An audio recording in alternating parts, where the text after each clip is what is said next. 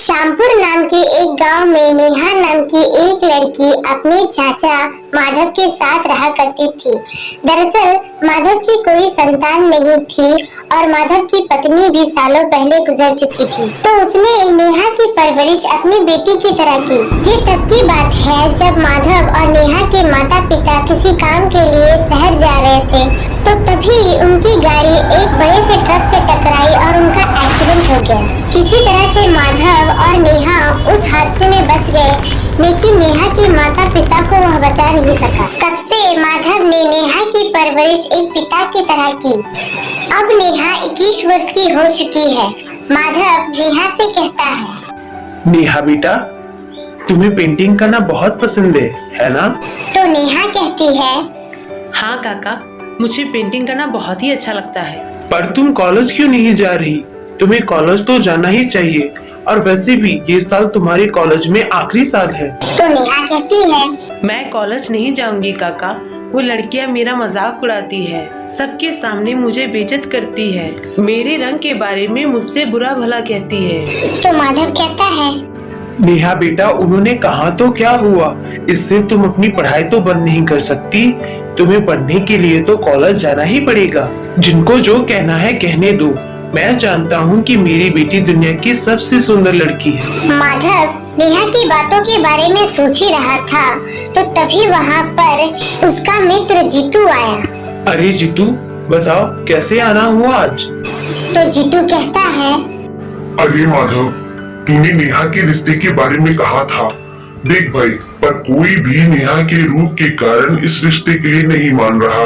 लेकिन उन्हें ये नहीं पता होता है कि नेहा उनकी ये सब बातें सुन रही होती है। नेहा को जीतू काका की बातें सुनकर बहुत बुरा लगता है और वो उदास हो जाती है। इधर माधव भी जीतू की बात सुनकर चिंता में पड़ जाता है।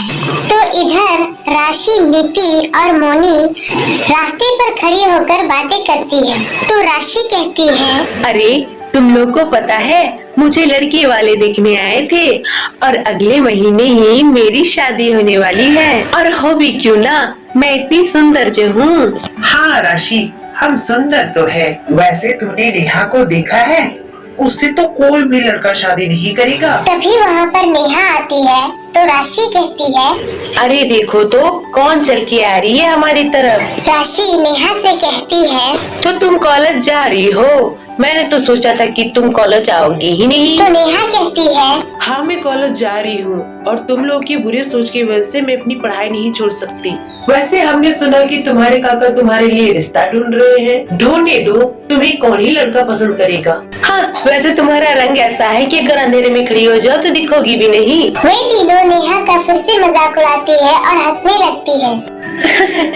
नेहा को उनकी बातें सुनकर बहुत बुरा लगता है और वो वहाँ से चली जाती है। नेहा रुक जा, कहाँ जा रही हो? तो जिया उनसे कहती है, तुम लोगों को दूसरों से बात करने की तमीज नहीं है और अपने रूप का इतना खबर। बर्ताव तो ऐसे करती है जैसे स्वर्ग की अप्सरा हो। यह कहकर जिया भी वहाँ से गुस्से से चली जाती है। नेहा को बहुत बुरा लगता है और वो घर पर जाकर रोने लगती है। तो माधव कहता है, क्या हुआ नेहा बेटा, क्यों रो रही हो? तो नेहा कहती है, आज उन तीनों लड़कियों ने फिर से मेरा मजाक बनाया। मैंने कहा था ना कि मैं कॉलेज नहीं जाऊंगी, पर आपके कहने पर मैं गई। मैं कॉलेज नहीं जाऊंगी।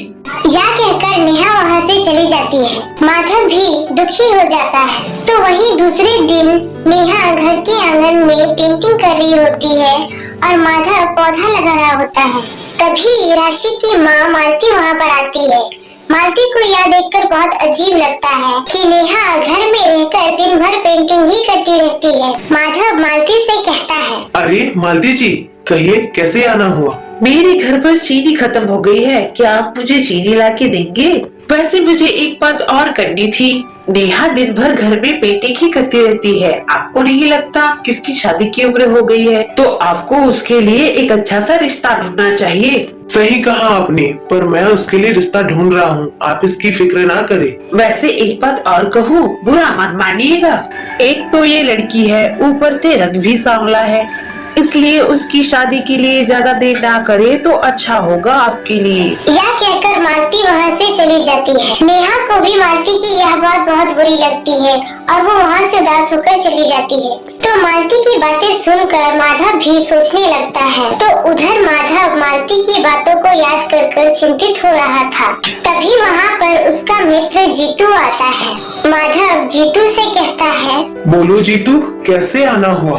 तो जीतू माधव से कहता है, तुम्हारे लिए एक अच्छी खबर है। नेहा के लिए रिश्ता आया है और वे लोग कल ही आने वाले हैं उसे देखने के लिए। तो मैंने सोचा क्यों न तुम्हें बता दूं। अरे ये तो बहुत अच्छी बात है, मैं अभी नेहा को उसके बारे में बताता हूँ। धन्यवाद मित्र। जीतू वहाँ से चला जाता है। तो माधव नेहा को आवाज लगाता है, नेहा बेटा, नेहा, कल शाम को लड़के वाले तुम्हें देखने आ रहे हैं, तो अच्छे से तैयार हो जाना और जिया को भी बुलाना, वो तुम्हारी मदद कर देगी। तो नेहा कहती है, पर काका, क्या वो मुझे पसंद करेंगे या फिर से मेरा रिश्ता तोड़ देंगे? तो माधव कहता है, ऐसा क्यों सोच रही हो नेहा बेटा, वो तुम्हें जरूर पसंद करेंगे। नेहा अपने काका माधव की बात मान लेती है और सुबह से ही घर को साफ करने में लग जाती है।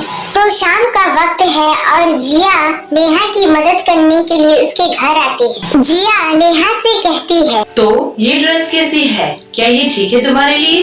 तुम इसे पहन सकती हो। तो नेहा कहती है, तुम तो जानती हो मैं ऐसे कपड़े नहीं पहनती, कुछ ऐसा जो मुझ पे अच्छी लगे। तो ये कैसी रहेगी? ये तो चलेगी ना? ये भी नहीं, ये तो बिल्कुल भी नहीं। तो कम से कम ये गले की बाला ही पहन लो, ये तुम पर अच्छी लगेगी। तो नेहा कहती है, नहीं, अभी फिलहाल ये सब नहीं, अभी मैं जितना सिंपल रहूं उतना अच्छा होगा। तो चलो कपड़ों को ही पहन कर देख लो फिर। नेहा तैयार हो जाती है और जिया से पूछती है, तो अब कैसी लग रही हूँ मैं तुम्हें? तो जिया कहती है, रुको, पहले अच्छे से देखने दो मुझे। वाह, बहुत अच्छी लग रही हो तुम, एकदम बढ़िया। नेहा जिया से कहती है। आज मैं अच्छी से खातिरदारी करूंगी उनकी। तो उधर माधव लड़के वालों का इंतजार कर रहा होता है।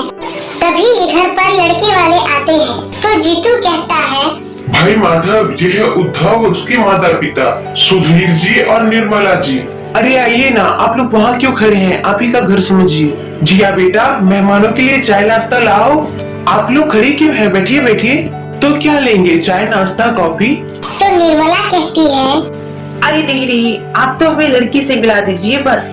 निर्मला जिया को देखकर कहती है, तो ये है क्या आपकी भतीजी? ये तो बहुत ही खूबसूरत है। तो माधव कहता है, कौन ये? अरे नहीं नहीं, ये तो मेरी भतीजी नहीं, उसकी दोस्त है जिया। अरे जिया बेटी, जा तो नेहा को लेकर आना। अभी जाती हूँ काका। तभी जिया नेहा को लेकर आती है। तो माधव कहता है, ये रही, ये है मेरी भतीजी नेहा।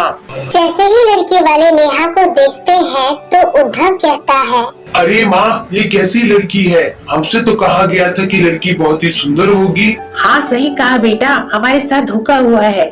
जैसे हमें कहा गया था ये तो बिल्कुल भी वैसी नहीं है। चलिए चलिए जी, हमें इनसे कोई रिश्ता नहीं करना। हमने तो सोचा था कि लड़की सुंदर होगी। यह सुनकर नेहा वहाँ से रोते रोते चली जाती है। अरे नेहा बेटा, सुनो तो।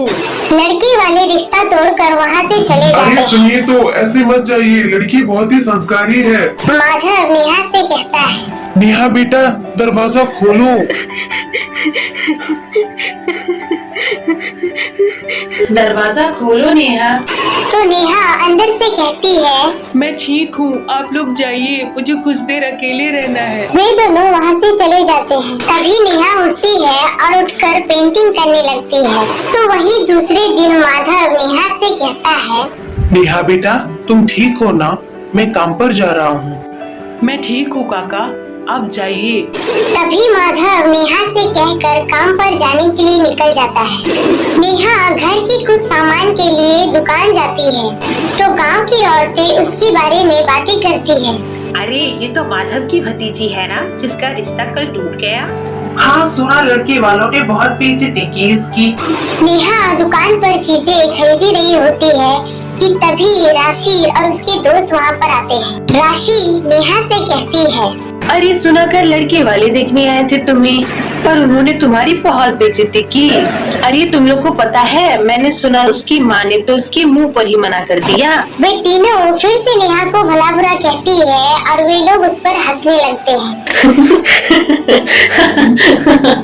नेहा वहाँ से उदास होकर चली जाती है तो राशि कहती है, बड़ी आई शादी करनी, अपनी शक्ल देखी है। तो वही नेहा घर पर जाकर रोने लगती है। नेहा को बहुत गुस्सा आता है और वो वहाँ पर पड़ी कैंची को अपने हाथ में उठाती है और कहती है, अब मुझसे नहीं होगा, मैं इनकी बातों को बर्दाश्त नहीं कर सकती, मुझे माफ कर देना काका, और मैं उन लोगों को छोड़ूंगी नहीं। हर एक से बदला लूंगी जिसने मेरा मजाक उड़ाया है, मुझे अपमानित किया है। यह कहकर नेहा उस कैंची से खुद को मार लेती है और नेहा की वहीं पर मृत्यु हो जाती है। तभी नेहा की आत्मा निकलकर उसकी बनाए हुए पेंटिंग के अंदर चली जाती है और उसका एक भयानक सा रूप दिखता है। तो वही नेहा को मरा हुआ देख जिया और माधव का रो रो कर बुरा हाल होता है। तो हे गाइस, इस स्टोरी का दूसरा भाग देखने के लिए वीडियो को लाइक करें, चैनल पर न्यू है तो सब्सक्राइब करें। तब तक के लिए थैंक्स फॉर वॉचिंग।